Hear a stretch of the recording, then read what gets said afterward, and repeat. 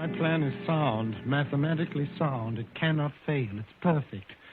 3 months from now, I will be worth $50,000. Independent for life.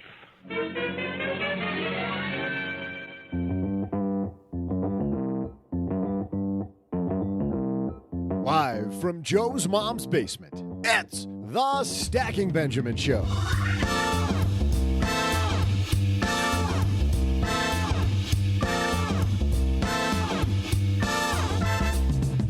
I'm Joe's mom's neighbor, Doug, and did someone say fire? They say never yell fire in a crowded podcast audience, but today we're shouting it from the roof. But check that, the basement, top, whatever. We're talking FIRE, the financially independent retire early movement, that is.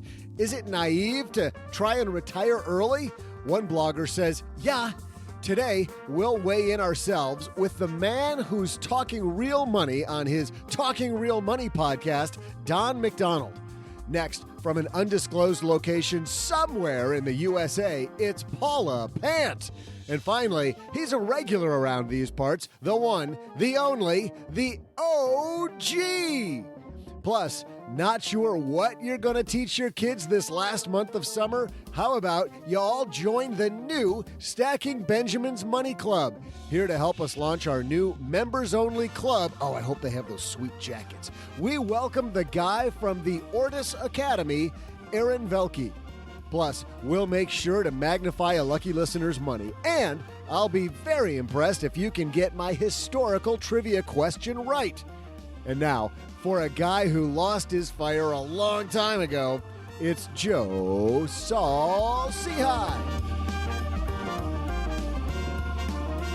No. That fire is still absolutely going. Hey, everybody. Welcome to It's Fire Friday. I'm Joe Saul-Sehy, Average Joe Money on Twitter. And, it seems that Doug is calling for my demise, and that's not cool. Doug's always calling for our demises. Why does Doug always seem demisery? We talked about this on last week, but why does Doug always seem to have the pill ready when you wake up from a nap? Exactly. He's hovering over you. Moving. Stop squirming. I'm sure glad I got to appear with the A-team. Wait a minute. We haven't introduced you yet, Don. Sorry. I'll go back over Hold it. What the heck is he doing, OG? Don is already stepping on everybody's lines. You made me laugh. And we're going to tell you who that voice is later. Spoiler, his name's Don. But before we get to him, from an undisclosed location, Doug said, it's Paula Pant. You're not in Vegas anymore? I am not in Vegas anymore. I'm not in Vegas at the moment, at least. But I do have to say this. You came to Detroit, Michigan, and you and I, we had a socially distanced party saying hello to you, goodbye to me, and it was a lot of fun. Yeah, we did. It was a ton of fun, and I am still totally impressed by your time management. The fact that you were able to party right before you left the state. I mean, you got to be organized for that. Joe and time management. Paula said a joke. Paula, you know what it was. I have 48 hours to go, and I've been furiously packing. I needed to get hammered. And hammered you got. You did not disappoint. We had a ton of fun. Thanks for the invite, by the way. Well, you know. Well, I was literally in Michigan while this was going on, but thanks for the invite. You were in Michigan? Yeah. Well, that went on. Just another event. OG doesn't get invited to. Oh, it's cool. No offense taken, Paula, but thank you. I forgot, but you had a fun. You were driving around the United States. That had to be fun. You and a turtle. Yes, and road trip with turtle is the way to do it. People expect a dog or a cat or something on a road trip. Nobody expects a turtle. It's a great conversation starter. Look, we're talking about it right now. Look, I have a turtle. Look, yeah, exactly. There's a little pause in the conversation. Nobody knows what to say next, and you just wing out, I got a turtle. Yeah, that's good. And the guy who is our guest, Paula, we have a guest of honor today. Ooh, and a guest of dishonor? I don't know if maybe he may think he's the guest of dishonor. He's going to be like, what the hell am I doing here? But believe it or not, we might have said this earlier. His name's Don. Dun, dun, dun, dun. The man, the myth, the legend from Talking Real Money, the radio show and podcast. It's our good friend, Don McDonald. It's about time you got here. Man, I have been dying to visit the basement ever since I first saw the picture online. I went, I gotta go there. How long have you, seriously, Don, you and I have been talking about you coming on the show for what, 2 years? 2 years. Yes. Yeah, it goes back to FinCon or something. We met in a hallway. I'm like, I'm a fan of the show. You got to come on the show. You're like, yeah, anytime. And then, Joe, time management, it all went south. But here's what's so cool, dude, is that I'm on like the Legend show. You see, I listen and I get Paula and the OG and you. I'm honored. I know. I'm sure you have goosebumps. I'm sure I do. You definitely have goosebumps. Well, actually, they're turtle bumps. Turtle bumps. Well, you and the Talking Real Money podcast, I was listening to you guys just earlier today. You guys have so much fun. Tell everybody about the show. Well, Talking Real Money is a show I do with my good friend Tom Cock, who's an old PBS guy, TV guy and radio guy. And we have a great time. We talk about money and we make stockbrokers really mad and we make insurance agents even more mad. And we try to help people figure this stuff out. You guys were having a little fun with our friends. I say friends kind of in air quotes over at Stansberry, the Stansberry. I'm going to make some people mad too here. Stansberry newsletter people. Newsletter. Yes. Let's try 20 of them. They have 20 financial newsletters. I'm in the wrong business. We have one. We just started one. TM. Yeah. 20. I'm serious. And one of them is $5,000 a year. You're Damn. Definitely in the wrong business. Definitely in the wrong business. $5,000 a year. But do they have any subscribers? That's really oh my gosh, they have thousands because Porter Stansberry is a master of writing these horribly scary stories. He's a really good copywriter. He's a great as a matter of fact, he started out at Agora Publishing as the mailroom guy. Yep. Worked his way up to being the doom and gloom guy. You got it. And runs the place. It sounds like, Paula, that our friend Len Penzo, who Don is here. Don is here this week. Yeah. It sounds like this is Len. Len's retiring, Don, very soon. Maybe he should go right for Stansberry because he's our doom and gloom guy. Well, there's a position open because one of his writers died 10 or 15 years ago and under suspicious circumstances. You guys talk about that. There's a job. Yeah, there's a job. Somebody accidentally fell off a roof. I accidentally plunged through another roof. I shouldn't laugh. I'm sorry. No. I feel terrible. Hashtag bad day. Hey, we're going to have a good day today because we've got Don here. We got Paula. We got OG. So we're going to be talking the FIRE movement and somebody saying that maybe this isn't a great idea. Let's get the party started. Hello, darlings. And now it's time for your favorite part of the show, our Stacking Benjamin's headlines. Well, today we have a piece from the Funding Happy blog. Our friend Karen writes that blog. She is in Austin, OG, not Austin, Massachusetts. Austin, Texas. But here we have a celebrity reader with us. I don't know if the real pros, Don, they have celebrity readers. Yeah, professionals. You guys should have like celebrity reenactors. Maybe hire somebody to fall off the building to recreate the Stansberry mystery. No, y'all got to get that. Who was the guy Netflix. that did they bring that guy back? The Unsolved Mysteries guy. You know who I'm talking about? He's probably dead. Yeah. No, I don't think so. I mean, I don't think it's the same. I don't. He's got to be dead. I mean, the guy with the voice. Does Paul even know what show we're talking about? I do. Unsolved Mysteries. It was a show that was on in the 90s. Who are you? I don't even know who you are anymore. You know, the Rubik's Cube, Unsolved Mysteries. Anyway. I know so much about this world. We do have a celebrity reader, and this is somebody, Paula, who you also know. Our friend Cameron Huddleston is going to read this. Cameron has written for lots of places. Kiplinger, you've seen her all over the place. Right now she writes for Go Banking Rates. Cameron Huddleston will read this piece from Funding Happy. Putting the fire out, why it's naive to retire early. This blog post starts with a tweet from Callie Roberge. Explain to me how shrinking the whole purpose of your existence for the 10 to 15 years to socking away 70% of your income so you can quit your job and live off $40,000 a year for the rest of your life equates to freedom. You still live in a cage. Only difference is you made it yourself.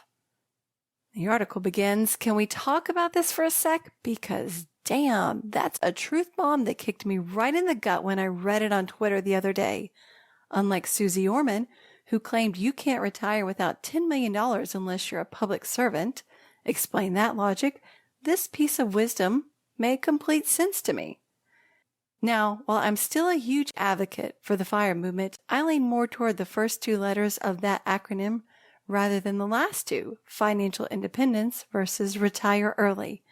This is partly because I'm probably too old for early retirement, but also because I agree that retiring in your 20s or 30s isn't rational. In fact, in your 30s and early 40s, your career is still just warming up. So to opt out of some of the most powerful earning years of your life, just so you can live off a small, guesstimated salary for the rest of your life, doesn't seem like freedom to me. The FIRE movement would argue that retiring early just means you're retiring from your professional career, so you're free to pursue other opportunities, money generating or otherwise, with your time. But then that begs the question, why are we signing up for careers we can't wait to be finished with in the first place? Would it not make more sense to focus your time and energy on finding a career that's fulfilling and sustainable, rather than focusing all your effort on trying to escape the one you hate? I think a big part of that answer is that we're so young when we start our professional lives, it's hard to know what the ideal career pursuit is because we lack self-awareness and life experience. So we opt for what we think makes sense, and also what's available to us. But that's the very reason why retiring in your 20s and 30s probably isn't a great idea either. At that point, you're still developing a sense of self and a library of personal experiences that will shape you in years to come. To assume in your 30s that you'll be A-OK living in a trailer on $40,000 per year for the rest of your life is naive. I'm not suggesting that starting early to save for retirement isn't smart. It's probably the smartest thing a young person can do besides saying no to drugs and cigarettes. However, the FIRE movement can invoke a rabid behavior where saving money becomes the sole focus of living to the point of misery. Personally, I think that's a ridiculous waste of precious life, and yet I hear it in many of the FIRE stories I come across. I'm sure that's not true of all FIRE enthusiasts, but I do know we can get a little overzealous when fueled by a desperate need to escape a job we don't like. Been there, done that. In fact, the first few months of my FIRE minimalist journey, I accidentally tossed out all my immigration papers in a flurry of purges and bought a new car I now regret purchasing, just because I thought it would get me to FIRE sooner. Rookie mistakes. Now my approach to FIRE, or FIB, TOTRE, financial independence but too old to retire early, is much more chill. My husband and I plan to work full-time for another 4 years, then retire with more than enough money to maintain our current lifestyle. That said, I still plan to work on my passion projects, like this website and other health and money-related initiatives, well after I'm done with my 9-to-5. In the meantime, I can be selective about the work I choose to do because we have the financial means to do so, which is the true power of wealth. Instead of missing out on life to get out of the workforce earlier, I chose to find work I enjoy and that I can do remote because it turns out I don't hate working. I just hate commuting and wearing pants. I find that getting on the FIRE bandwagon is a lot like becoming a fitness enthusiast after years of being a couch potato. You realize how amazing it feels to be fit and all the ways it changes your life for the better. So you over-index on it because too much of a good thing is great until it's not. Then one day, after far too much obsessive dieting to keep those six-pack abs visible, you realize that it's much more fun to live with balance and moderation. So you stop with the obsessive dieting and hardcore workouts and opt for something more sustainable and enjoyable. Saving money is no different. We almost have to go too far so that we can find the boundaries that are right for each of us individually. It's like a pendulum that swings from one extreme to another. Eventually, it slows down and finds a resting point in the middle. So where are you on that swinging scale? Well, this is a super interesting piece. And I think, Don, I'm going to start with you, and let's go big picture first, which is, generally speaking, do you agree with Karen here that maybe this idea of retire early isn't all that it is cracked up to be? Yeah, as a matter of fact, it's something we've talked about a lot on my show and podcast. The fact that I don't understand the RE part, really. I do get the FI. I love the whole idea of financial independence. I'm a huge proponent of people starting your kids. When your kids get their first job, instead of giving them stupid PlayStations for Christmas, give them a dull, boring Roth IRA. Give them something that'll matter in the future. Whoa. Easy, cowboy. Not give them a What about PlayStation. iPhones? I know. Sorry. Yeah, take away the iPhone. I mean, you can play all kinds of fun games. You can play all kinds of fun games on the PlayStation, Don. All right. Or don't give them the iPhone then. They don't need two of them. Give them the Roth, because I would prefer calling FIRE something like FIFO. Financial independence, future options. Yeah, what is it that Karen calls hers in here? She had a name for it. I can't remember. I love hers. I have it right here. Fibtotre. Oh yeah, Fibtotre. Yeah, that's an easy. That's a shorten mnemonic. mine up a little. That's a mnemonic that you're going to get. I think Karen just coined the new hot movement, the Fibtotre movement. Financial independence, but too old to retire early. Paula, where do you stand on this? I am in total agreement. I love the observation that if you're in your 20s and you're racing to be done with working, maybe you haven't chosen a career that's really right for you. And I do think that a lot of people who are in the FIRE movement, I mean, if I could wave a magic wand and get rid of the word retire, get rid of the RE part of it, I totally would, because I think that the notion around retirement is a distraction.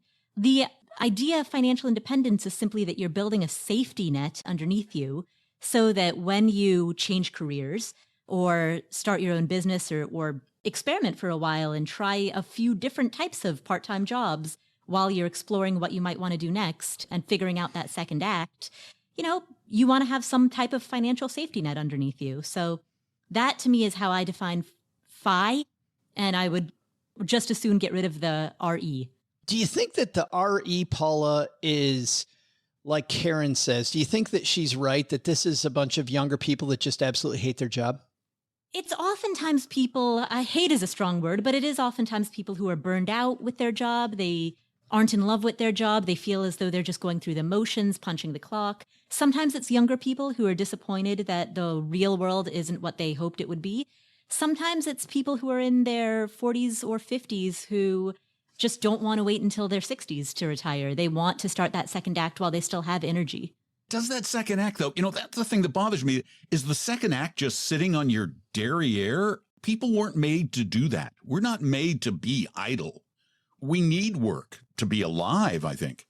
Yeah, I think most people in the FIRE movement, when they go into that second act is typically some alternate job or some alternate career. It might be a lower paying one than what they're used to. They might go from being a software engineer to being a kindergarten teacher. But maybe if that's what lights them up, then that's what lights them up, That does not sound like a really great transition. Not for you. For me. Not for you, but if you love kids. Keep those and, kids that's away your from passion. me. I love my kids, I was just saying, Paula, could you imagine OG as a kindergarten teacher? like kindergarten cop. Kids are learning all the salty words at age 5. That's exactly what it would be. I learned a new word, Daddy. No. Yeah. Yeah, that'd be his shortest second career ever, OG. Yeah. I have no idea what I was going to say now. So Paula cut me off. It was really poignant. Blame Paula. We always do. Don't worry. I got it. Have you listened to the show, Don? That's what we do. Paula. Right. I think that the problem with this is several-fold. First of all, I've never known anyone who is wildly successful to actually stop doing what they're doing. I mean, if you look at everyone in the world that you would check the box and mark them as successful, Bill Gates or Warren Buffett or Ray Dalio or Richard Branson, they're not retired. They've had enough. Oprah. They've had enough financial independence for decades that they could have sat on the beach, but they're doing stuff. I mean, my grandfather worked at a printing company and owned a printing company. He worked into his 90s. Probably that's the reason he lived so long, was because he had stuff to do.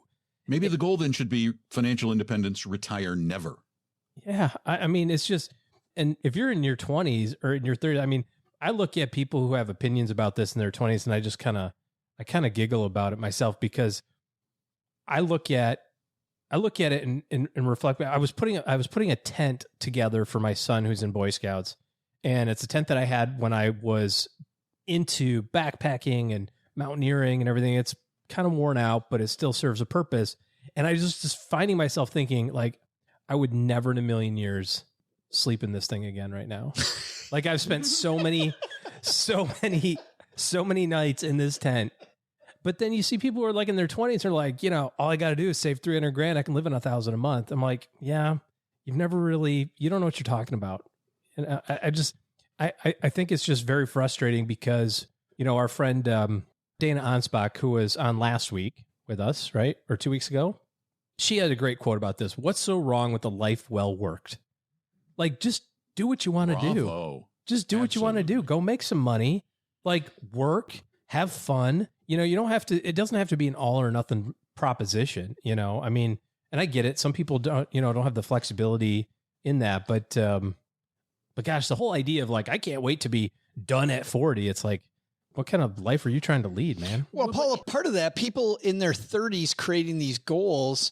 Do you agree with what Karen says here and that Cameron read, which is that people setting these goals in their 30s, they're not really realistic and they don't realize your body's going to change. So you're saying at the age of 30, you don't know what you're going to want when you're in your 50s. Yes. I think that is all the more reason to build the FI part, because when you're in your 50s, as you just said, you don't know what you're going to want. You don't know if your career is still going to be satisfying. You don't know if you're still going to have enough health to be able to work or to be able to work in the same capacity or career or industry that you're currently in. And so building that safety net underneath you gives you some flexibility. It gives you some options. And even if it's not a sufficient safety net to keep you at your same lifestyle, even if it's sort of a bare bones safety net, that's better than nothing at all. So if things go wrong and you need to make some changes, you're able to do that. I think it just becomes even more important as you age. Well, so Don, based on what you said, should the real acronym then be FIFA? FIFA or FIFO? Find financial independence, find happy. What about that? Yeah, that's a good one, except that thing at the end is hard to pronounce. No. That's as good. That's every bit as good as Karen's. Karen's was bad. I admit it. Karen's was bad. I went fibtotre. Yeah. And here's the other thing. The point of living is to find what you love. And when you're in your 20s and you're fresh out of school, I would hazard to guess that most people are not in the career of their dreams. I mean, I started out as a service clerk at Sears Roebuck and Company. That was a miserable job, but it took me a long time to move up along the way. And as opportunities presented themselves, new things happened and I started to love what I did.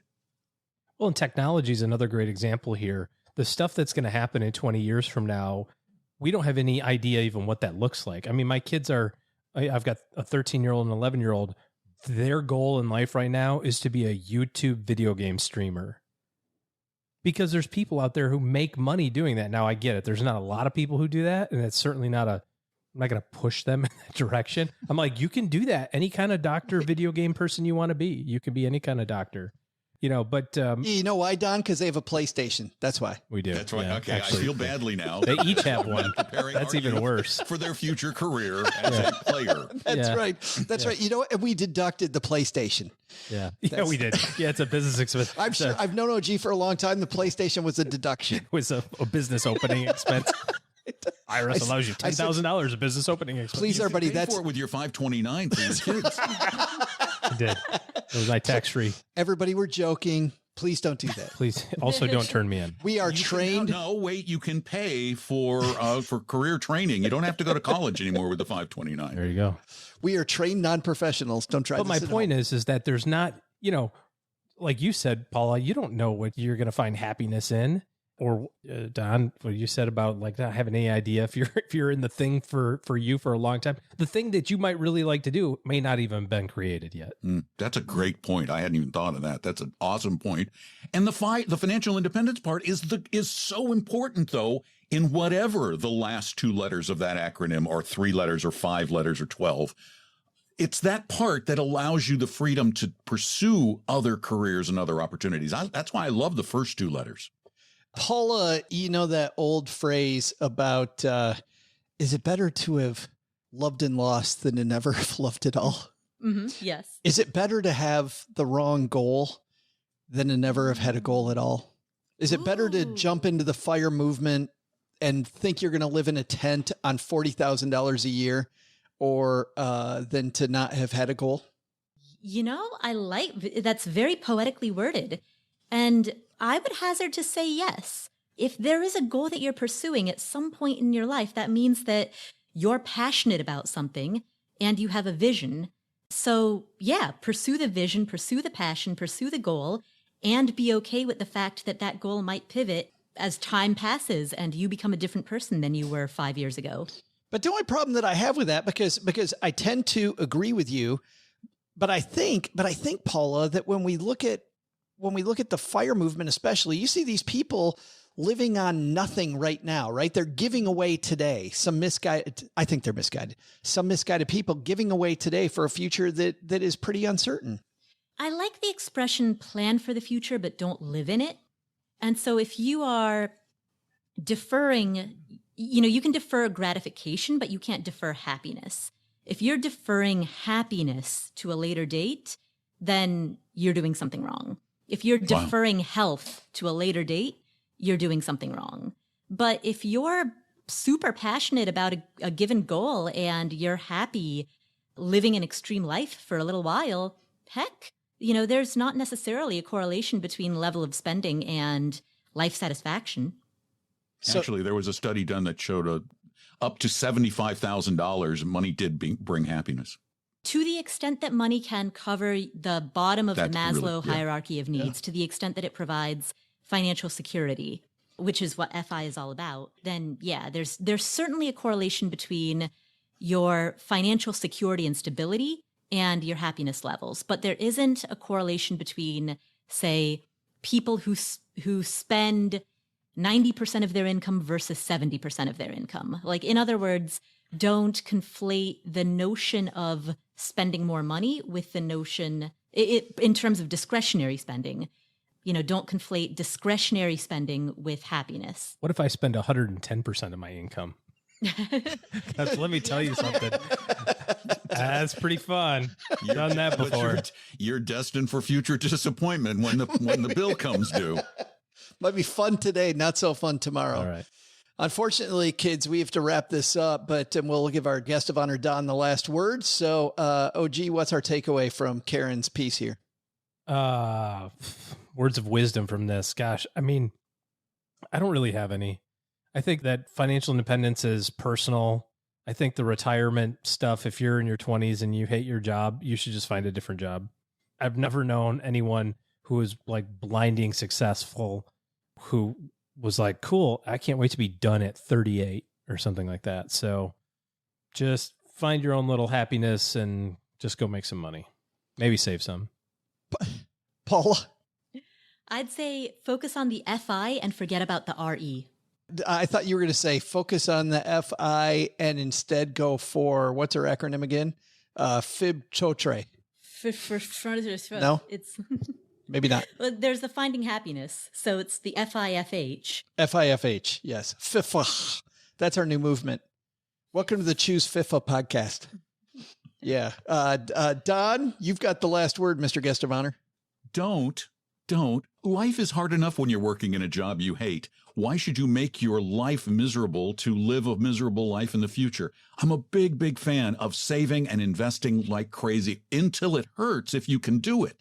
Don't make the giving up your life for some life of leisure the goal. Make improving your life the goal. Make giving yourself options down the road your goal. That's what you really want.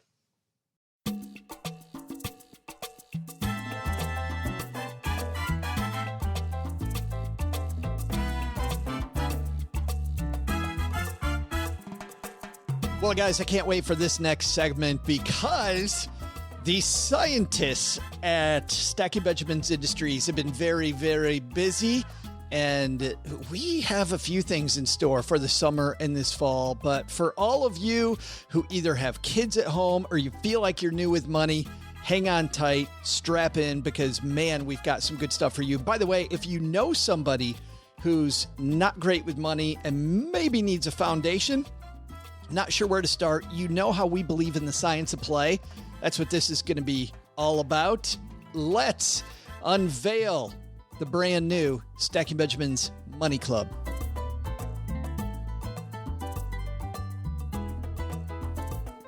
Well, today's a big day in the basement. As I said during the introduction, we are rolling out our new money club. And because you can't trust us to make something on our own, we went to the experts who know how to make a money club.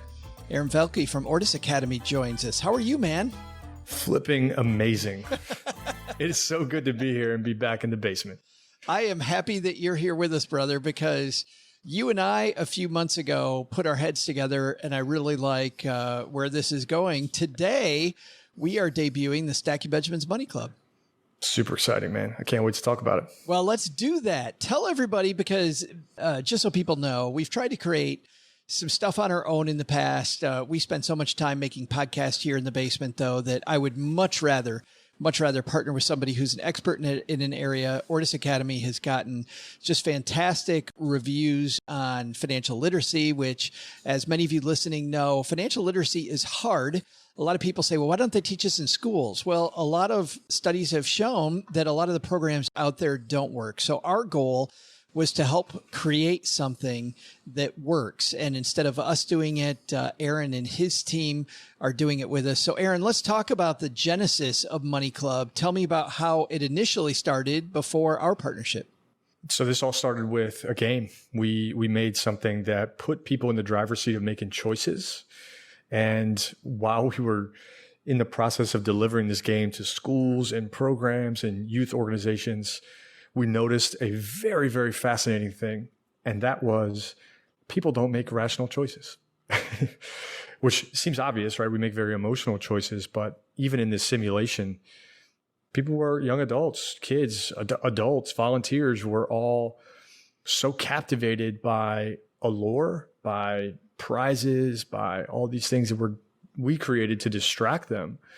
And we started realizing like, whoa, wait a minute, this is 100% emotional right now. And as we went down this rabbit hole and explored and started to look at the studies, the research, the data, basically all of the trends say teaching the way money works would be like teaching a polar bear how to fly, right? They might understand how to fly, but it just isn't effective. And money is an emotional thing. So we started wrapping in social emotional learning, which basically technical term, but what we really started focusing on was who are you? What do you value? What do you care about? Let's focus on those things. And so our entire Money Club premise is that we got to have the ability to talk about money and talk about it in a safe manner so that we don't say, hey, do these things. We say instead, what do you care most about? And let's help you build some skills to get there. And that's just been a wildly different approach in a world where, there's so much pressure to have a certain thing, wear a certain thing, have an image.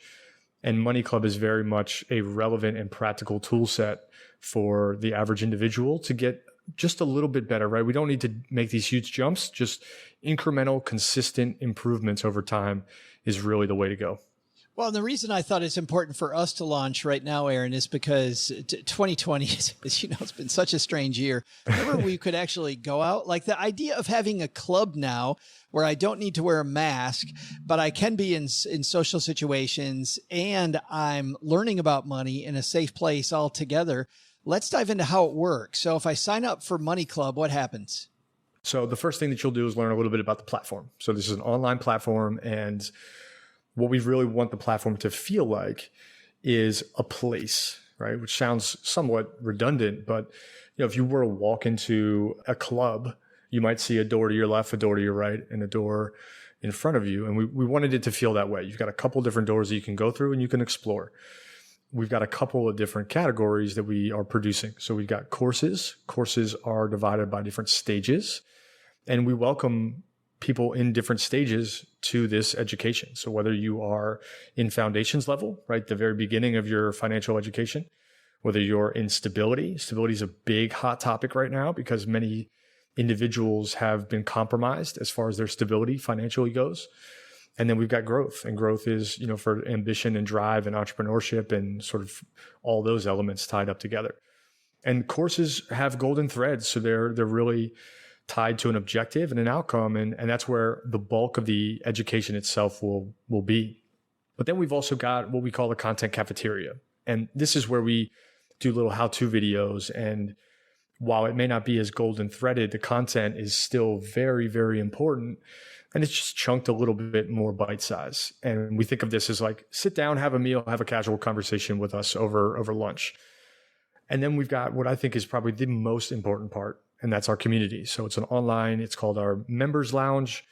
And this is where the conversation of money becomes super important, right? Vulnerability, safety, and the ability to have the conversation that most of us have never been comfortable enough or in an environment where it's okay to talk about is now front and center, where it's completely open. And what is fascinating is when we can create a lot of vulnerability through our education and what we're posting, people are so welcome to share that the information that comes out is beautiful. Like it's just amazing to see when we are in a space that allows us to share what we're struggling with, what we're great at, what we need help with. The idea of a club truly comes to life. Boy, it's funny. I just spent some time for our other show, Money with Friends, with Lindsay Goldberg, who is a comedian, has a great podcast called Spent. She's written a book. She writes everywhere. But she was just saying that she learns by lessons, not lectures. And some of the lessons that, because people are able to be vulnerable, Aaron, some of the things I see people post in there are fantastic. Everybody's learning from each other, and we're finally having these open, honest conversations about money that you won't find in other places. You won't. And what I think is so magical about, this is more like a movement than anything. Those that are really excited about this, like they're instantly excited about it because it feels like an ecosystem, right? The idea that this is a money club is really intentional. We want it to feel like you're a part of something that's bigger than you. So it's not only you learning about money, it's you supporting other people and creating accountability and finding individuals that, you can put your heads together on a subject, or, we're going to start rolling out some scholarships and doing work in cities and schools and youth groups that come from our members and their support. And it's such an important subject, and I'm mind blown. I genuinely have a struggle point getting my head around why we have created so much stigma against this conversation. Right. Oh, and we completely do. And it's so ingrained in us that we don't talk about it. We don't share mistakes. Everybody caught a fish this big, really huge. I mean, I know we're audio now, but my hands are as far apart as they go. Nobody talks about the little tiny fish. They caught the big fish. But, Lindsay said she learns from lessons, not lectures. That's the way she learns, but you've got both. If you just want lectures, you get that. You get the courses. But if you learn through lessons and other people, you also have that too. So you're recognizing that people learn different ways. We are. And look, we've worked with over 2,000 young adults, and, we've worked with plenty of adults as well. That's not the point. The ecosystem of school and education, when you actually talk to a young adult, is very different from what they want. Right? They're like, dude, I want to play games. I want to listen to people. I want YouTube videos and Instagram highlight reels. Like, I want something that's for me. And, we put in all those things. We built and built and built something incredibly special so that wherever you are as a listener, the conversation is at your doorstep, and there's ways to do and connect the ideas that make it feel real. And I think in many ways, we've really failed culturally to make things relevant, right? Like, it's great to try to 10X and build $1 million business. And we talk about and highlight that. But for the individual that's like, yeah, but I don't understand credit, and it seems like everywhere I go, I need it, but I don't really want to dive into it because people say it's bad. Where do I start? And that's where Money Club is really shining, is in that practical, relevant, if you learn by listening, cool, we got that. You learn by getting active, we got that. Learn by conversation, we got that. Learn by games, we got that. And we really want people to challenge themselves through Money Club and with Money Club as a partner in their journey, rather than just seeing it as like a one-off relationship. Who is Money Club for? You know, a lot of these courses are organized around ages. You specifically are not organizing around age. So who would this be for? Well, we've got a stage called Foundations that's really targeted towards somebody underneath of a financial umbrella. So that might be a college student that's not financially independent yet, could be a high school student. We've seen some master's students that really fall in that category, but it's your baseline. I'm not making my own financial choices or bearing all of my own financial responsibility yet. What would be the youngest person then, Aaron, that would get something out of Money Club? I'd say 12. And we've had some really splendid 10-year-olds go through and get a lot out of it. So it's really like that middle school time frame is a beautiful time to introduce some of these themes as an early beginner, right? I mean, if I could go back in time and start at 12, oh my God, man. Like I didn't learn some of this stuff till like 4 or 5 hours ago. So I think earlier is better when it comes to these themes. And inside of the foundations level courses, we've got lots of stuff to create conversations at home, right? Healthy dialogues at home. For stability and growth courses, you know, this is for the remainder of the family. So this is, you know, someone that's maybe just entered the working world or has been working for 5 years and hasn't figured it out yet, or is 42 and wants to find ways to understand money differently and is tired of the banking conversation or that very annoying feeling when you look around and you know someone that has figured it out, but you don't want to ask them a question for fear of sounding like you don't know. Right. Yeah. So it's a pretty wide spectrum, but when we set out to do this, we went through a really good incubator program that helped us think about what we cared about most. And what we care about most is that all levels of the family are welcome. And obviously we prioritize youth because that change in the future starts there. We can really build the future by impacting the youth. But there's plenty of young adults, you know, young adult could be 25, that need the support in managing their student loans and managing credit cards and managing online spending. And we felt that if we remove this like age stigma, like by this age, you should be here financially. If we got rid of that, what would our model look like? And I'm really proud of that bravery and boldness because it's hard to be different. And we feel really strongly that that's a very important difference. I love that because you can't go back and get what you didn't have before. You can only start from now. Yeah. And to do it in a way where like there's no judgment, whether you made mistakes, did it all perfectly, or you're somewhere in between, we're okay with that. If you didn't do well with your credit, cool, let's figure out where you are and let's help you figure out your next steps. There's no need to look backwards and say, well, you know, you could have done it differently. That conversation is irrelevant. And yet that's the one that I see that's very pervasive, right? Well, he did it differently. And then I didn't know what to do. So I messed up. I guess I just don't have this figured out. And we'd rather say, okay, let's look at where you are and let's look at where you're headed. I'm also happy that we're going to be in there experimenting as well. Aaron and I have already talked about creating Money Club Radio and creating some fun audio content to go with Money Club. I can't wait to see where that takes us. Right now, we're in the finishing stages of creating a prototype as we speak. So that'll be interesting as well. And by the way, you're adding new content to Money Club all the time. So much that I don't even know what I do on weekends anymore. I mean, we're launching a new course in July, in August, and September. Each month, we're adding a brand new course. We've got weekly content that goes in the cafeteria. We've got new podcasts that we're launching that all stays internal. We've got just all these interviews and conversations that are welcome. There's new stuff in the community nearly every single day. The value of Money Club now compared to where it's going to continually evolve into is like 1 in 1,000, right? I mean, it's clearly going to be really important for a lot of people. And we're so excited for the movement and how this affects many, many, many more. But even right now, like there's just so many awesome things happening that as this is unfolding for all of us, and even talking about like Money Club Radio, like there's so many cool things happening just in the conversation of money that has never been told before. Yeah, it's fun, but just like Disney Plus or Netflix always have new stuff coming out, Money Club Our goal is to have new stuff coming out all the time. All right, this is a subscription service. So this is, let's get to the nuts and bolts of this about how it works and how people sign up. It's a subscription service. Let's talk about how the subscription works.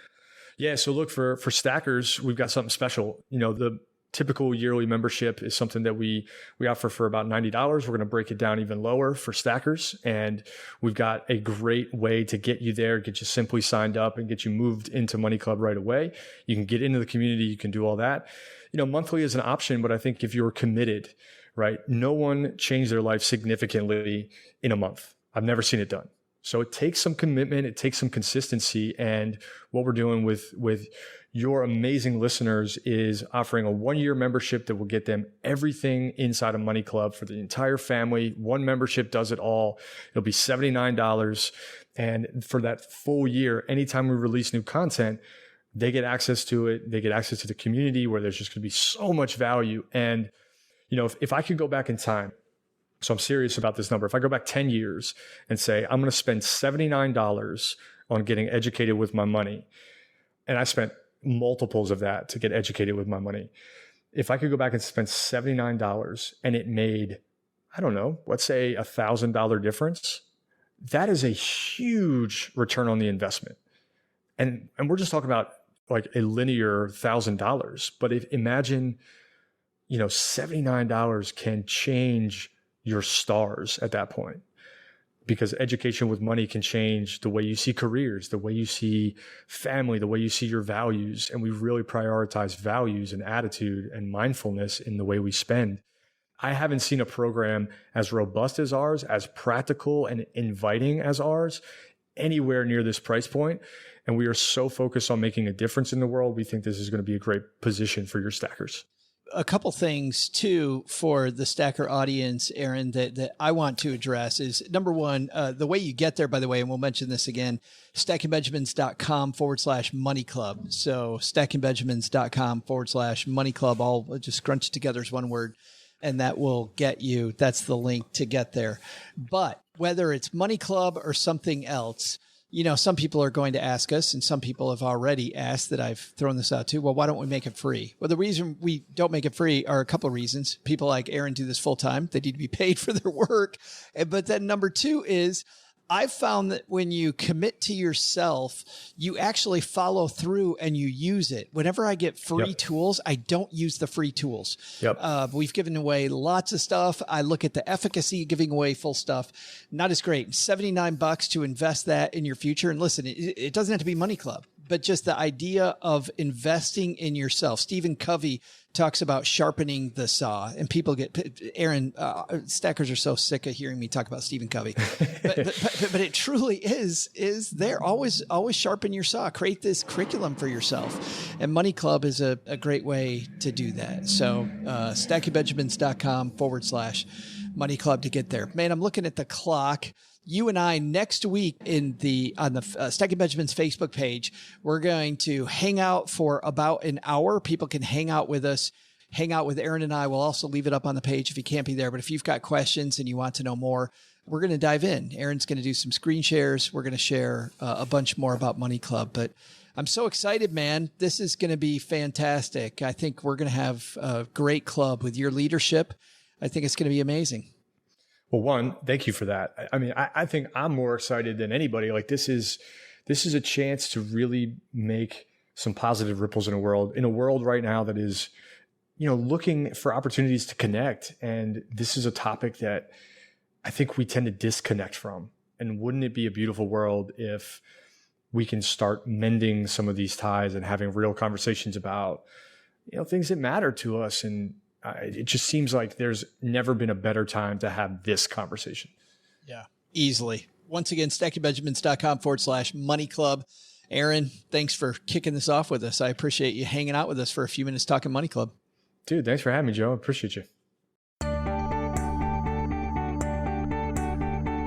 Hey, trivia fans, I'm Joe's mom's hilarious neighbor, Doug. How am I so good looking and hilarious too, you ask? It's a gift. And today, I'm gifting you a holiday I'm sure you're also celebrating at your house. It's Tellin' Old Joke Day. Old jokes. Ha! How about this one? Joe's so old, when God said let there be light, Joe flipped the switch.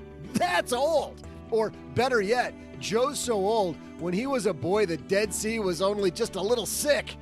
I'm on fire. While I give you time to start breathing again, let's share with you today's trivia question. On today's date in history, Amelia Earhart was born. But as you know, Earhart's plane mysteriously disappeared somewhere over the Pacific, and neither her remains nor her plane were ever found. But here's your question. In what year did she vanish? Might be the year Joe graduated high school. I'll be back faster than you can crack a joke with your answer like I just did, because it's just so easy.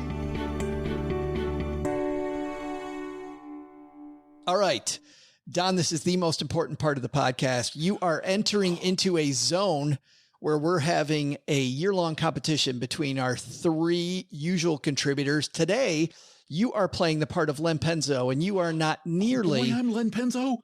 Yeah, you're not nearly doom and gloom enough. Oh, sorry. But it is... I'm Len Penzo. but the fact that you talked about Stansberry research before this, I think you get the exemption. So in this year-long competition, here is the score. OG just pulled ahead with 10. Len has 9. And Paula, while you were gallivanting around the United States, you pulled into a tie with Len with 9. Whoa. I know. You're welcome, guests. Wait a minute. She can win by not being here? How about that? Isn't that great? This is a great game. Well, that's why Len doesn't show up, Don, because he heard that you were going to come on, and he's like, I need Don to play for me. Okay. Yes. So here's the deal. Paula just pulled into the tie for second. And so, Paula, that means, do you want to guess first, in the middle, or last? I will guess last. That is weird. And then, Don, you can guess on behalf of Len in the middle or first. First. All right, which means, OG, you are guessing in the middle. So Amelia Earhart, we're doing the closest. We used to do the closest down without going over, but now it's just the closest date. I heard that a couple of weeks ago. I went, that's kind of weird. What is the date that she disappeared?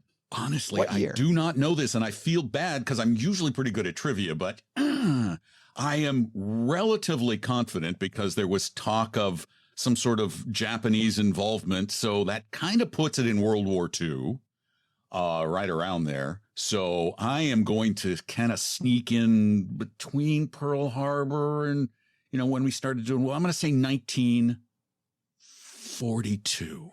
1942. OG? Didn't her plane go down in the Atlantic? Pacific. What was she trying to do? Don, don't help him. I'm sorry. You're trying to go across the Pacific? I'm not allowed to help you. Joe's looking at me like I got 3 heads. I'm just staring at him. I mean, I'm like, I don't know. Obviously, she ran out of gas. That's a pretty big body of water. Shoot, I have no clue either. It's basically, I just got to guess behind that or in front of that because Paul is just going to pick the other side. Basically, Don's screwed because he's got 1942, and then I can go 41 and under, and then Paul will go one under me or one above Don. Wait a minute, Paula, you were here with Lance, weren't we, when he tried to play this game? Anyway, 1939 is my answer. 19. Oh, we want a specific time? No, we might as well. Is it year? Yeah, just 12, the year. Just the year. 12:42 p.m. That's right. No. I mean, like, yeah. Well, how do we know what happens if it's a tie? What, people are on either side of the thing? Yeah. Oh man, you make this difficult. No, that's okay. I'll just say 9:39. If it's a tie, it's a tie. Yes. Then we'll both get points or award 0 points. All right. So he thinks a little earlier than Don did. So Paula? All right. Well, I am going to guess that it was earlier than that, so I'll take 1938. Nice. Bam. See, I knew it was going to happen. Whoa. That's how it's done, Don. I right did there. not see that one coming. Ninja skills. Oh, yes. Paula's really good. We'll see. She's been saving it though, Don. For years. I mean, she's ahead of everybody. She must be good. The first half of the year, we were sure that Paula was sandbagging, and now we're learning that she was. Is that what we call it, Paula? Great strategy. You know, it's in the art of war that you do that. Can you see that? The best battle is the one that's never fought. The best trivia answer is to go last the first half of the year. Yes, I believe that's something there. Well, we'd love to tell you right now what the real answer is, but of course we have to make you wait. We'll be right back. So as the basement tour extends now into Texarkana, Texas, I've been on a couple different internets, and it's funny how, especially when you're a podcaster, you notice one internet being better than another. We were in North Carolina, and I was trying to work from a bed and breakfast there, which, by the way, during the time of COVID, fantastic fun. Everybody's in a mask, plane rides that feel like Petri dishes. It's living the life. But if you find that your Wi-Fi is struggling to keep up with podcasting, streaming, work, gaming, video calling, and more, or how about all those going on at once, right? Because you've got a house like the OG family. When you're connected to your world by Wi-Fi, you want to make sure it's the best. Bring your Wi-Fi up to speed with Orbi Wi-Fi 6 from Netgear. Orbi Wi-Fi 6 is the best and latest in Wi-Fi, covers your entire home with the fastest Wi-Fi for uninterrupted streaming, video calling, and working and learning from home on more devices than ever before in any part of the house. It's Wi-Fi, perfectly engineered. Ready for the best Wi-Fi ever? Find out what makes Netgear America's #1 choice for Wi-Fi. Netgear.com/best Wi-Fi. That's netgear.com/best Wi-Fi. Don, you kicked this thing off with 1942. You're later than the other two. So you said you thought it was during World War II. You got the whole World War II time frame. Yeah. You must feel good about that. I do feel good since they went pre-World War and the Pacific War. We weren't involved yet. So, yeah, good. I'm happy. Yeah, fantastic. OG, 1939, I think. I'm pretty confident. Pretty confident you got it? I'm pretty confident. Paula?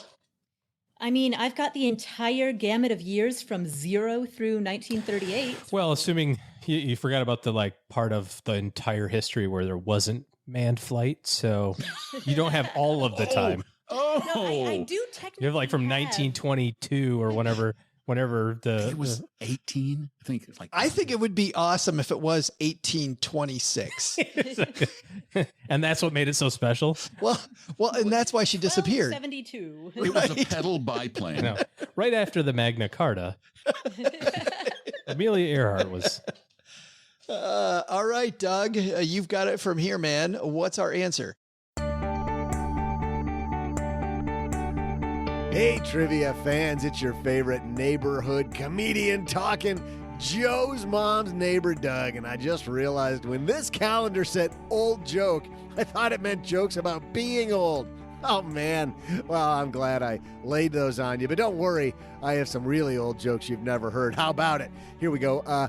Why did the golfer wear 2 pair of pants? In case he got a hole in one. Yeah, I probably can do better than that. How about this? 2 peanuts were walking down the street and one was assaulted. That'll do it, right? Am I right? And that one was really... Yeah, okay, not really. Well, anyway, I better cut this short before I make you pass out from lack of oxygen. But before I leave you, so we can all recover from my hilarity, let's get back to today's trivia. The question was this.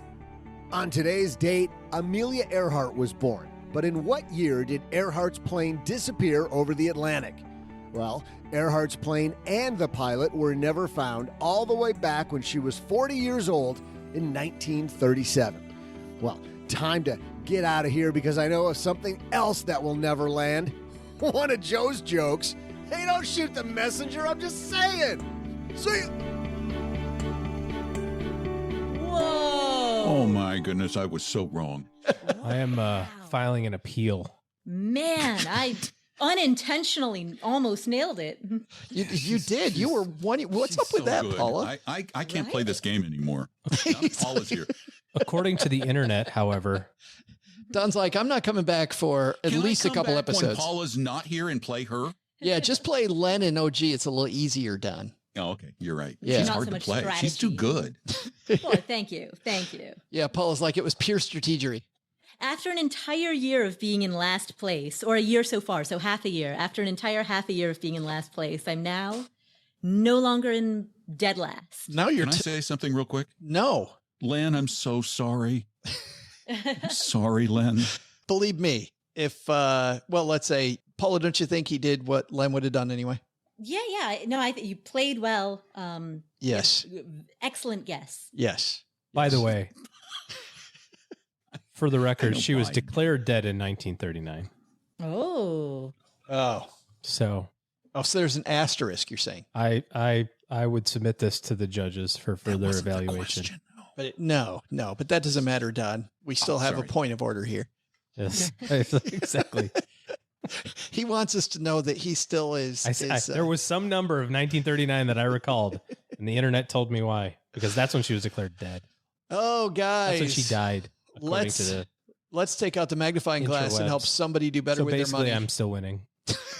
in my mind. There's going to be two scoreboards. There's the real one, and then there's your guys's. He's a winner in his own mind. Yes. Welcome to the show, Don. That's the way this whole thing's worked for the last 8 years. Today's hotline call comes to us courtesy of MagnifyMoney.com. You know what happens, Don, when you head to StackingBenjamins.com/MagnifyMoney?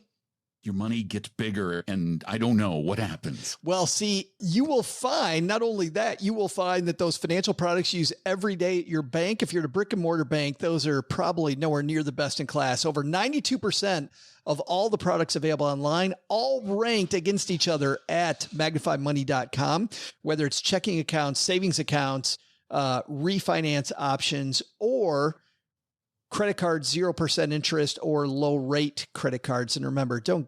So you can spend 110% of your income. Please don't do that. Please use this as a strategy to get ahead, not to get behind. Head to StackingBenjamins.com/Magnify Money for more. And today, by the way, we are going to go back to Twitter, where I asked a few people this question, and I'd like to get all your take on this. I asked, how open are you about finances with your children? And actually, Paula, I'm going to start with you because you have a turtle. And I know the turtle doesn't talk back, but are you open about finances with Mr. Turtle? Joffrey? Turtle. I can't say that the turtle and I have ever had detailed financial discussions. Is that a problem in your relationship? Well, the turtle doesn't really talk much or at all.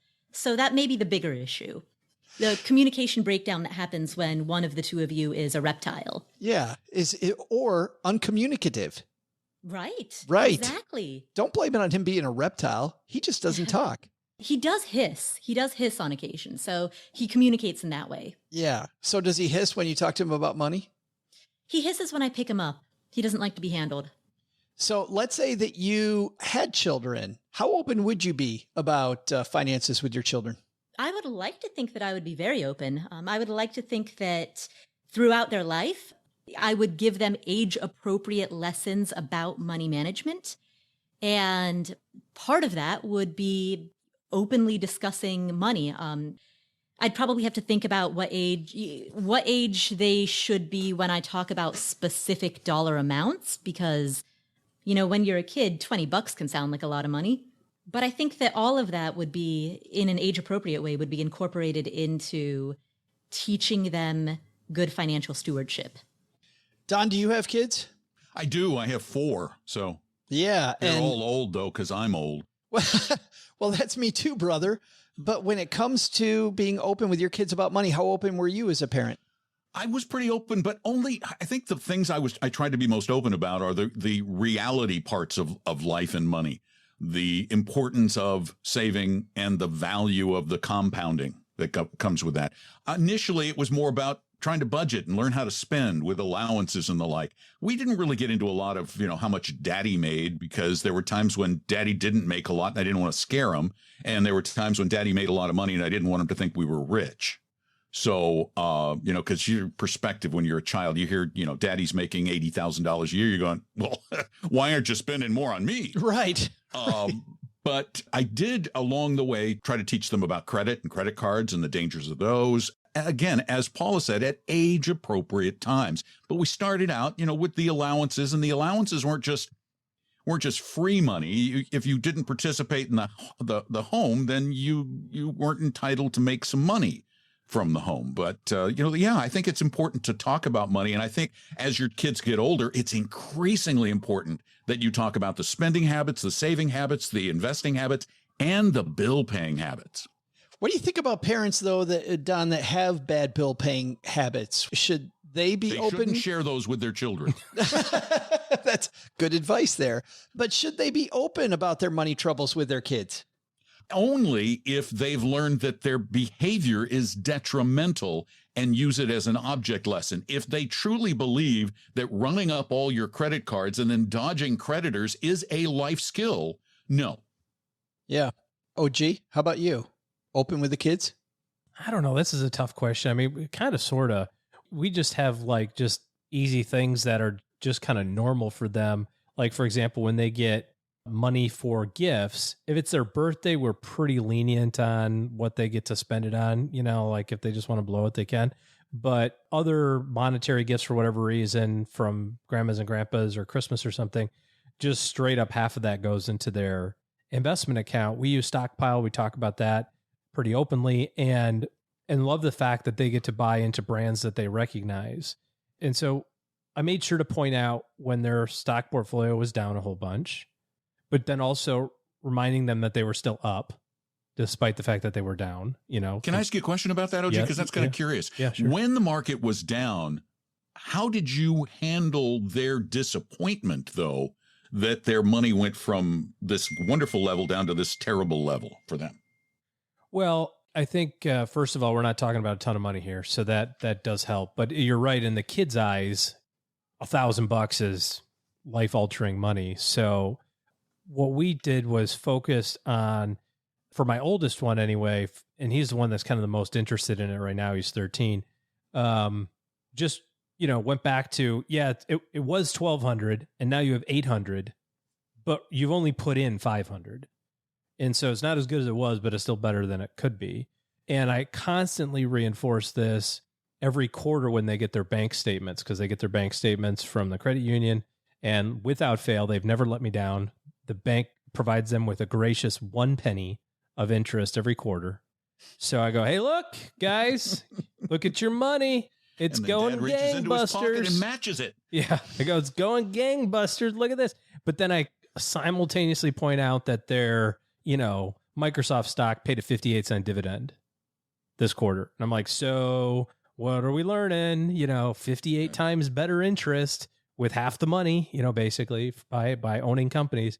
My oldest finally figured it out. He knew that the market was down a whole bunch in the spring. Yeah. And he said, hey, I think I want to take some money out of my wallet and invest some. He wanted to invest while it was down. Yeah. Nice. So we paid dad bucks. We used to give our kids cash, but they lose it because they have no respect for money. And, they're kids, right? They just go like, Sure. what did you do with the money that grandma gave you? Like, what money? Well, grandma gave you $50. Where is it? I don't know. Yeah. So we just stopped allowing them to do that. So I printed off my own money. Fraudulently. No, it's made it really big. Like, it's really tiny. Yeah. Big bills. Yeah, really tiny. But so we pay them a commission for different things. I stole that from somebody. I can't remember who said, don't pay your kids an allowance or whatever. Give them a commission. Like they get a commission for doing this. They get a commission for doing that. Cruz. I think that's the Dave Ramsey, Rachel Cruz thing. Okay. Well, then I don't know that I want to claim that I used Turn them into little salespeople, darn it. Yeah. Yep. Little OG salespeople running around. To earn a commission. All right, kids, sell your stuff if you want money. Yeah. Yeah. My daughter's trying to get me to commission her artwork, which is, she's 4, and I don't think the artwork is flowing. I love asking OG's daughter, hey, so what is this a picture of? She looks at me and goes, I don't know. And it all looks like Jackson Pollock, right? Yeah. It's all just crazy stuff. Yeah. Hey, Don, I got 2 questions for you. Question number 1 was, you were talking about Roth IRA earlier, right? Kids and getting a Roth IRA as soon as possible, which is a great idea. But are you like OG, where you like putting that in individual stocks so they kind of see how it works? Or do you prefer a fund? Tell me about Roth IRAs and where kids or parents should put that. I prefer a fund. I prefer, some global diversification. I really prefer setting great habits for because in most cases, They're not going to be stock pickers and market timers. They're just going to put money in their 401ks and their IRAs. So I want a really well-diversified product. For example, I might set up a free account somewhere and go with VT, the Vanguard Total World Index, which, I say, look, now you own the whole world. There you go. You're done. Yeah. So teach them to be bored by it immediately. Right. Teach them to be bored by it, but enjoy the long-term process. We have done with Alex, my oldest, the doubling exercise. It's like, okay, we expect this to double every give or take 8 years. Let's say you're 13. Let's count them up. By the time you're 70, it's going to double, 9 times. You got $1,500. Boom, boom, boom, boom, boom. Look. Wow. That's 650 grand. Such a powerful picture. So yeah, we're pretty open with that. We don't talk a lot about like how much mommy and daddy make and stuff like that. No, because it's kind of the same deal. Like it's feast or famine around here. Like some days are great and some days aren't great, but they go to school, they get food. It depends on how many of their toys they sold that week. That's right. Yeah. Yeah. It depends on how much food they get, how many rations. One more question for you, Don, which is you talked about also having an allowance for the kids. How did your allowance work with the kids? Me paying the kids? Yeah. There was a set amount that they got for things that I wasn't going to buy, the things that they want, their little wants. That's just part of being part of the household, the things they would want at a grocery store or whatever it might be. But I did pay them for jobs. We had a chart on the refrigerator, and that chart had jobs and how much they were worth, so that they would at least get something about the value of work. Yeah, nice. And so that worked very well because I had a couple of kids who just worked their tails off and made a fortune. And then I had the other ones who would go to their siblings and try to bum money. OG is one of those, and he always puts on the board, make the podcast for Dad and Joe, and kids never do it. We try to pay them enough. Apparently, if they're not doing it, you need to raise the fee. Well, and it's also funny. Supply and demand market. It must be. Did you notice this, Don, with your kids that it sounds like it, that they all had different money personalities too? Absolutely. Like my oldest is the super saver and hasn't spent a penny of his birthday money from '06. And then my other kid his birthday's in 4 days from now, and he's already spent all the money. He's already shaken. He hasn't gotten his money yet, but he's already got it spent. Oh, my youngest daughter, she manages to spend money that she doesn't have yet, and she manages to spend it before she has it. Yeah, which is even more magical. That's a skill. Yeah, that is a skill. Paula, what type of an allowance does Joffrey get? Well, he gets lots of turtle snacks. Oh man, one piece of lettuce. Yeah, lettuce, turtle pellets, shrimp, occasional shrimp. Yeah. That's the delicacy. Exactly. Well-fed turtle. I want to talk turtle soup. No, that's oh.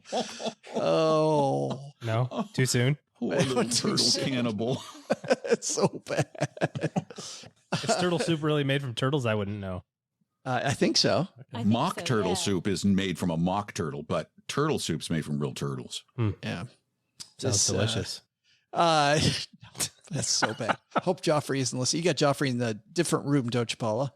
Yeah. Joffrey Good. is, yeah. Joffrey doesn't want to hear that. Joffrey's not listening to this. No. When we asked this on Twitter, some of our friends on Twitter replied. Lee from the We Travel There podcast said, we're just now starting to open up ages 5 and 9. We talk about bills that need to be paid, but we don't talk about amounts. So to your point, they talk a little bit about, hey, we got to pay this stuff. We also talk about trade-offs. If we don't take care of our stuff, we have to spend money to fix and replace it instead of having fun with that money.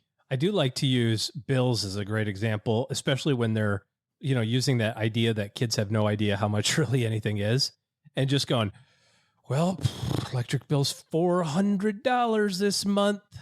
And then they're like, oh my God, we're broke. And I'm like, yep. And that's why we're eating at home. Talk about not scaring the kids. And having turtle soup. Right. Yeah. Kids, go find your own turtle. We did. And then they come back with Paula's and you're going to feel bad. That is bad. We played a game at our house with the utility bill where I just took some, grid paper and we looked at the flip the fuse box switch and be like, well, guess you didn't pay your electric bill. This is what happens. No power in that room. And there's a lesson, kid. Yeah, Nick, sorry about that. Yeah. There's a lesson. No, we took out a grid because I got tired of coming home and the whole house is lit up like Disneyland. You know, both TVs are on. Nobody's watching either one of them, right? It's middle of summer. It's 95 degrees, doors open, whatever it might be. And so once a month when the utility bill would come, we would plot it on a grid. And actually, there was no money involved with this. Just total nerdery. But I got to tell you, once we started tracking it, like the kids were like, Dad, shut off the TV. I'm like, but I'm still watching it. Dad, shut off the TV. I think that would backfire. It wouldn't work at your house. Ian just says at Ian Horn 17 says just open enough. Thanks, Ian. Michael at M Vatour 69 said very open. My kids are now all in their 20s, and we've always made it a duty to explain and share money management. They know pretty much all about our situation. And I want to go down here to our friend Michelle Kagan, who's been on the show a few times. She's written lots of basic finance books for Simon & Schuster. Michelle said, she's at Michelle Kagan CPA. She's very open. I can't expect him to understand money without showing him how it moves into and out of our household. He knows when we have good, bad months, when we go on super ninja austerity budget, and that saving comes before spending. That's some good stuff. And then Anissa Kurji, Kids, Money, and More says, tell them pretty much everything except how much we have, how much we earn, how much we have in the bank. I believe in it so much that I have my own kids podcast that teaches young kids the basics of money. Maybe we should talk to Anissa about that. So I just put a bumper sticker on the back of my Ferrari that says spending my kids' inheritance. I love that bumper sticker. I want one. Yeah. You can also put it on your boat, or you could have the bumper sticker done. I'll take the Ferrari. Yeah. Okay. That's all. You know what? That's all I'm not going to be able to afford the Ferrari. I have any of those things. Our good friend, the money coach, Lynette Kilfunny-Cox said, I'll end with this one. We tell our kids pretty much everything, perhaps too much. The other day, our 14-year-old daughter asked us, have you guys updated your wills this year? Wow. My kids asked that. I'm like, hey, I'm not dead yet. Stop squirming. Yeah, right. Kids, the last check's going to pay that $400 utility bill before I go. So don't even worry. And Lynette finished by saying, me? Well, no. And she said, well, you really should, with COVID and all, just to be on the safe side. And then she said, us, in this worried look. That's great. Thanks for that one, Lynette. So anyway, if you want to hang out with us on Twitter, it's Average Joe Money, and we'll ask people another question, some great replies. That's going to do it for today. We will ask our guest of honor again last what's going on at his show. But OG, what do you got coming up this weekend, big guy?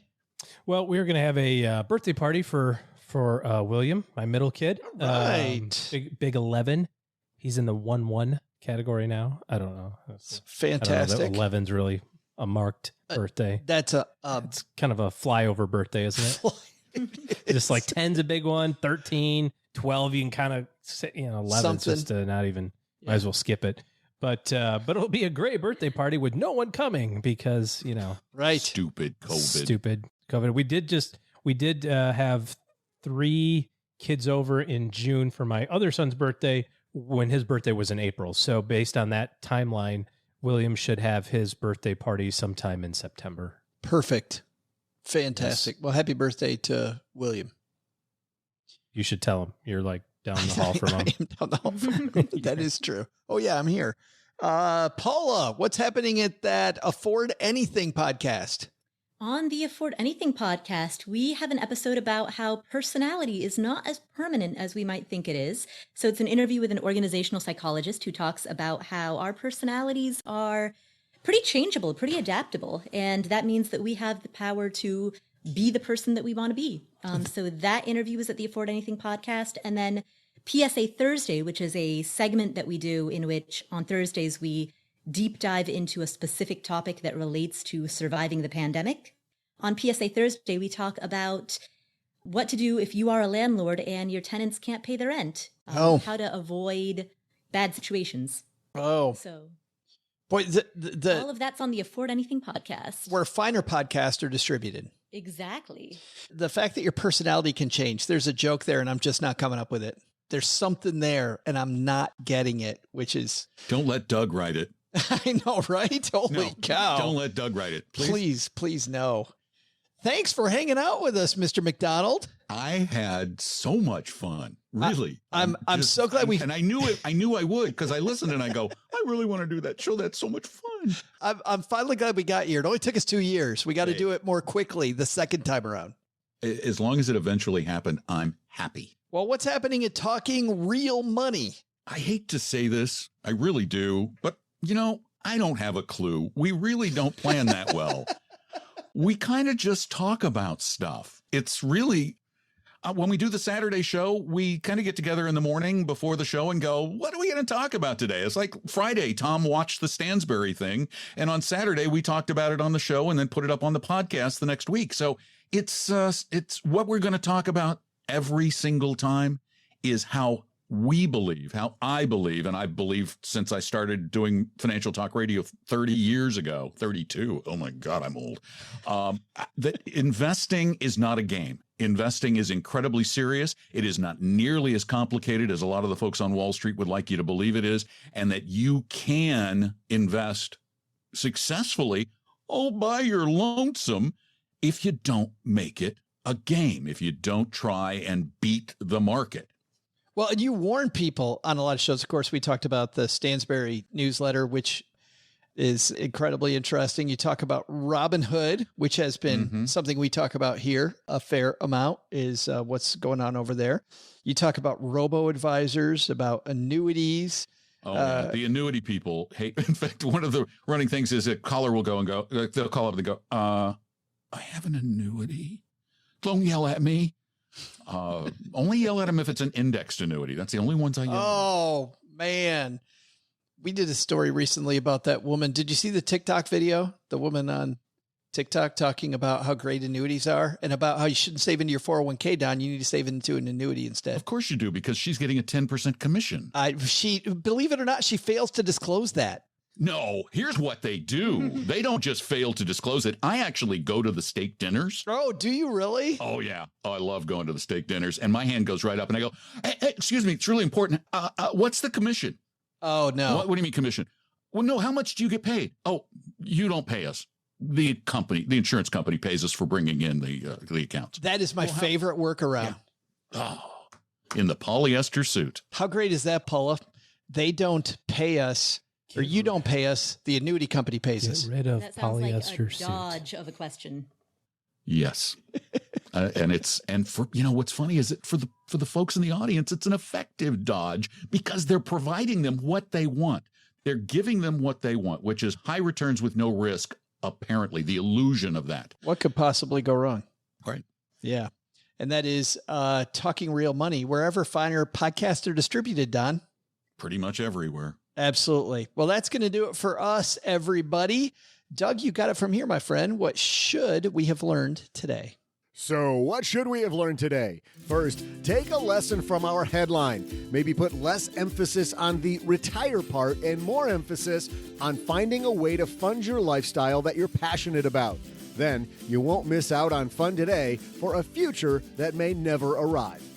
Second, take a lesson from Aaron Velky. Nothing for the kids this summer? Maybe teaching them and yourself some money skills is a great way to build yourself a money lesson curriculum. But the big takeaway? If you thought I was funny, then you haven't heard Joe's mom. We can't tell any of her jokes, though. She even makes her motorcycle gang blush. That lady's salty.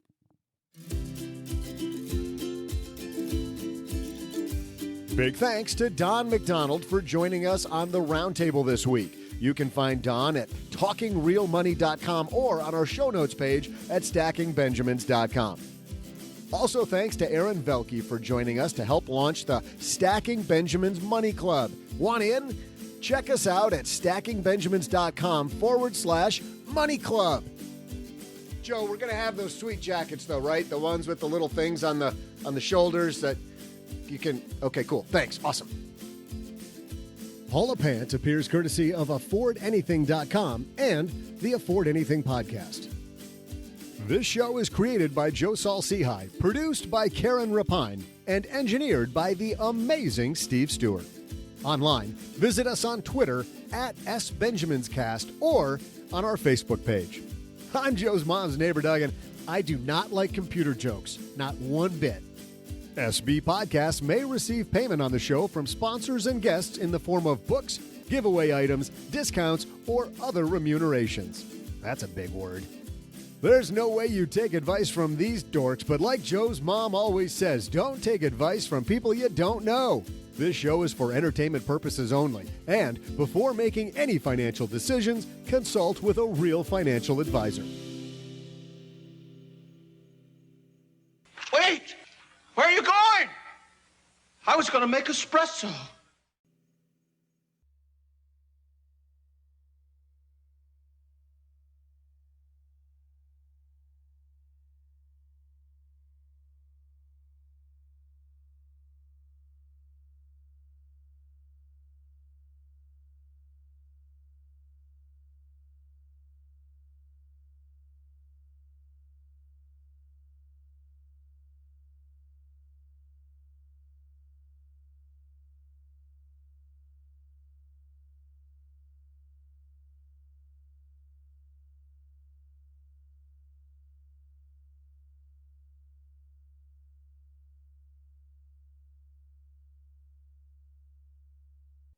Who has this amount of time? This amount of time. Sorry, I'm watching this guy created famous basketball scenes like buzzer beaters out of Lego animatration or You're whatever. kidding me, really? Like they're doing the kick six from Auburn and Alabama, all in Legos. That's when you know that COVID is really... Holy hell. Yes. I wouldn't have that amount of time if I... It's a fire if you gave guy. me, it's like my father-in-law said to me, "Are you recording this?" Yes. So this might be good after show material. I wouldn't have this amount. My father-in-law said to me, he goes, "Well, give me the summer and I could beat a Rubik's Cube." I said, "No, you couldn't." I said, "You could have 10 lifetimes and you won't beat it until you know the math problem. That's a Rubik's Cube. Like if you know how to do it, then you can do it. But just like fiddling with it, you'll never figure it out. It's like throwing a dart at a whole bunch of words and trying to create a novel. It's impossible. If I had all the time in the world, I would not be able to create this. You would not create a Lego thingy-dingy. I should Question, retweet it. You would not be able to create it, or you would not be motivated to waste your time trying to create it? Yes. Correct. Both of those things. Paula, did you solve the Rubik's Cube? Nope. No? The what? The Rubik's... She does... Oh, my... That's such a Paula answer. What? Paula's no... You don't know what the Rubik's Cube is? Like the cube, right? Yeah, with all the little squares, and you try to get the colors to all Without line taking up. the stickers off and putting the stickers back the way you want it. Yes. No, I've never solved one. I never thought of that. Taking the stickers off. That's the easy way. I love this show. It's we give you the shortcut to everything, Don. Exactly. I am just, you guys, that's what you should do. The heck with this money stuff. Let's just tell us how to cheat our way to success in all manner of things. Well, that's it. We were talking about Stansberry Research earlier. So what we do, we put out a newsletter saying that you had 24% returns and, Good for you. Yes. There it is. Yeah. Yeah. We predicted it. We did. We predicted it today. Right. And it was yesterday. It was yesterday. The best way to make money, Paula, is to print it. Absolutely. Also, the best way to go to jail. Also, that's my next show, talking counterfeit money. Is that that could be a strategy, though. We talked about fire on the show today. Why wouldn't we have it? Hey, here's a way to get 3 free meals a day and make some new friends. And there was a story in the town that I grew up in of some high school kids that started using the fancy new laser color printer at school. And the folks down at the 7-Eleven started finding it was a little fishy when they started paying for their 75-cent Slurpees with $50 bills. Are you kidding me? Yeah. Yeah, the trick isn't really the laser printer itself. It's that fancy paper.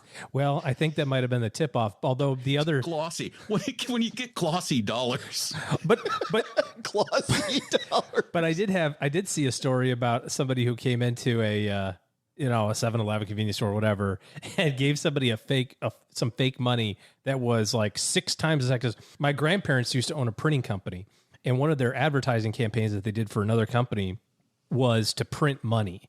And so they called the Secret Service, and they had to there's all these rules about printing money. You can do it. You just have to follow these rules. Like it has to be like 6 times bigger. Yeah, it has to be. There's all these. Like if you're going to do it, you can print fake money. You can bring it fake money as long as it's got to be like a third the size or 6 times bigger or something. Some really just huge disproportionate. Anything in between that, and it's considered illegal. And so they had all these rules. But anyways, somebody walked into a convenience store with like, you like win the Mega Millions, you get the big check, like the big fake check that you put on the news. Like that guy walked in with like a $50 bill or $100 bill that was like 10 times the size of a normal one, and literally told the clerk, "Well, this is how they make those. That's how you know it's worth more." You're kidding me. And the guy was like, "All right, here's your change. These little 20s." That's why. You ever see the guy lift the drawer? That's to put the big bills. Yeah, we got to fold them up a couple times, put them in there. Or the guy who just printed ones on his counterfeiting thing. Oh, that's all I could do was ones. Exactly. I couldn't do more than one. Yeah. There's a photocopy machine. I could only photocopy once. Could you see him explaining that to the owner of the gas station or the convenience store?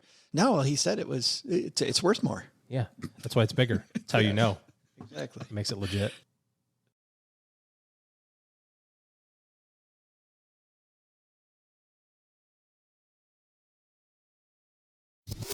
We just did the end of the show. Nice job, guys.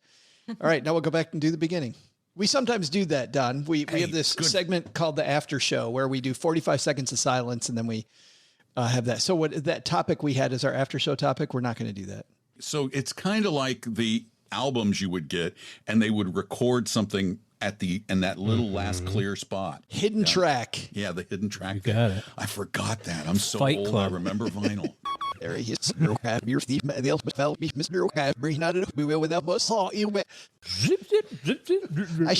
I should be recording that. Actually, we are recording that, so that's good. Steve, bonus segment. Steve could stitch all this together and make it sound like somehow. Steve, make that funny.